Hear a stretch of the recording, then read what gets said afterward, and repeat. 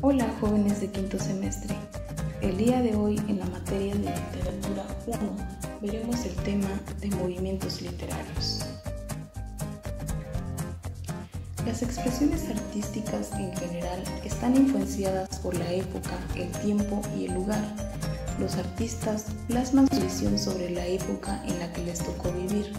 Entonces se considera que un movimiento literario es una etapa durante la cual las obras tienen ciertas características comunes, hablan de los mismos temas y utilizan los mismos recursos.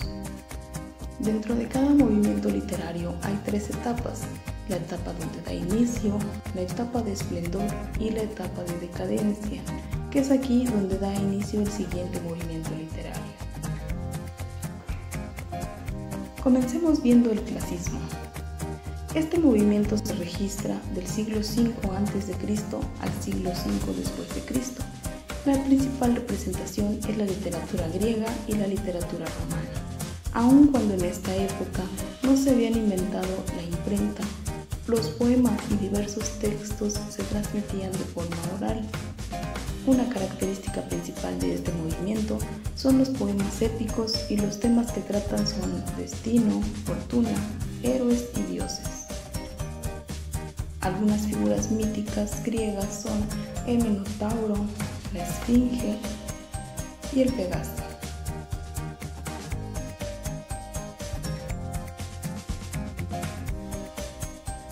Dentro de sus principales autores podemos encontrar a Homero con su obra La Ilíada, la Odisea, a Eurípides con su obra Medea, a Sófocles con su obra Edipo Rey, a Hesidio con su obra Teogonia y a Platón con su obra La República, estas de origen griego.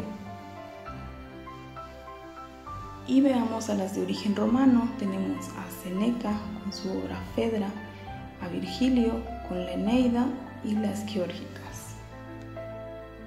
Vayamos ahora a la época medieval.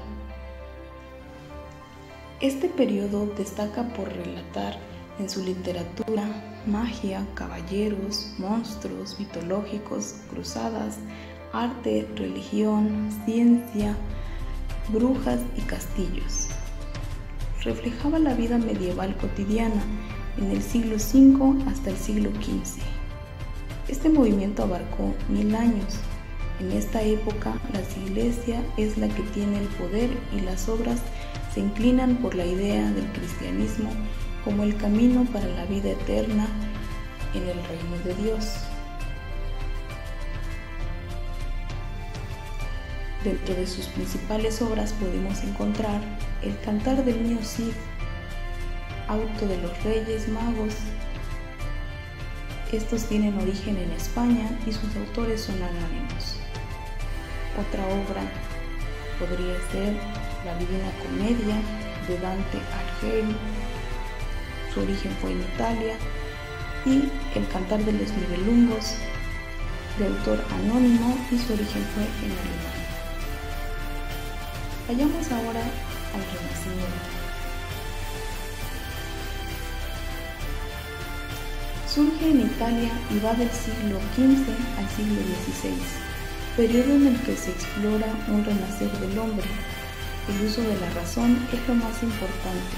Todo se cuestiona y se considera al hombre como el centro del universo.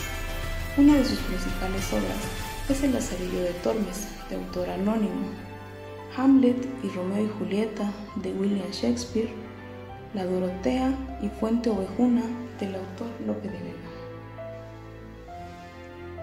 Veamos ahora el barroco. Este nace en el siglo XVI en Italia, pero se consolida en España. En este periodo, la Iglesia deja de tener poder e influencia en las obras, por lo que los artistas tienen más oportunidad de experimentar. Dentro de sus autores más emblemáticos se encuentran Lope de Vega con su obra El Alcalde, el Rey, Calderón de la Barca con su obra La vida es un sueño, Luis de Góngora y Argote con su obra Las Soledades, Francisco de Quevedo con su obra La vida del Buscón,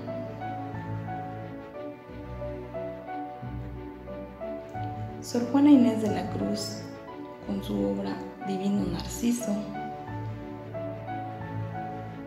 y Miguel Cervantes de Saavedra con su obra El Quijote. Neoclasismo. Surge en el siglo XVIII en Francia, en lo que se conoce como el siglo de las luces y de movimientos. Como la Ilustración, justicia y es época de razón, hay menos presencia de poesía y más prosa. No se habla de emociones, sino de razón, con una finalidad social. Denis Diderot fue uno de los principales representantes, el principal redactor de la enciclopedia, publicada en 1751. Daniel Defoe con su obra Robinson Crusoe, Jonathan Swift con su obra Los viajes de Gulliver en 1726 y el escritor mexicano Joaquín Fernández de Elizalde, autor del Periquillo Sarmiento, publicada en 1816. Vayamos ahora al romanticismo.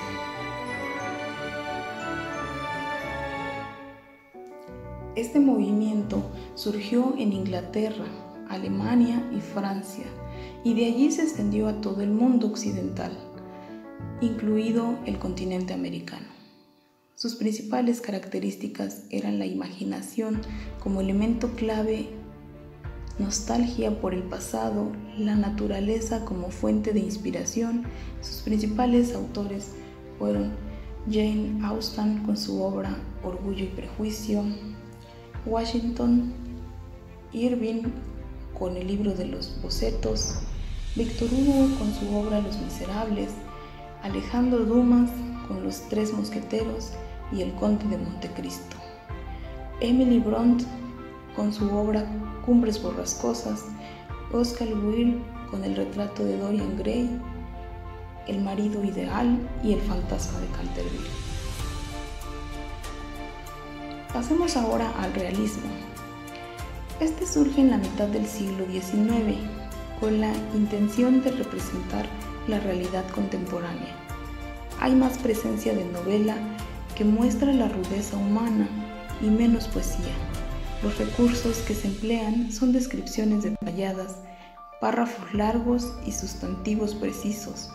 Se basa en hechos y espacios reales. Dentro de sus autores más emblemáticos podemos mencionar a Charles Dickens con su obra Cuentos de Navidad y Grandes Esperanzas, Honoré de Balzac con su obra La Comedia Humana y Fiodoro Dostoyevski con su obra Crimen y Castigo y Pobres Gentes. Hablemos ahora del modernismo. Aparece a finales del siglo XIX, es el primer movimiento que surge en Latinoamérica como resultado de la necesidad por descubrir su propia realidad y encontrar un sentido de nación. Los símbolos recurrentes en este periodo son las piedras preciosas, los cisnes, el color azul, referencias mitológicas, dioses griegos y romanos y personajes históricos. Hablemos ahora de la vanguardia.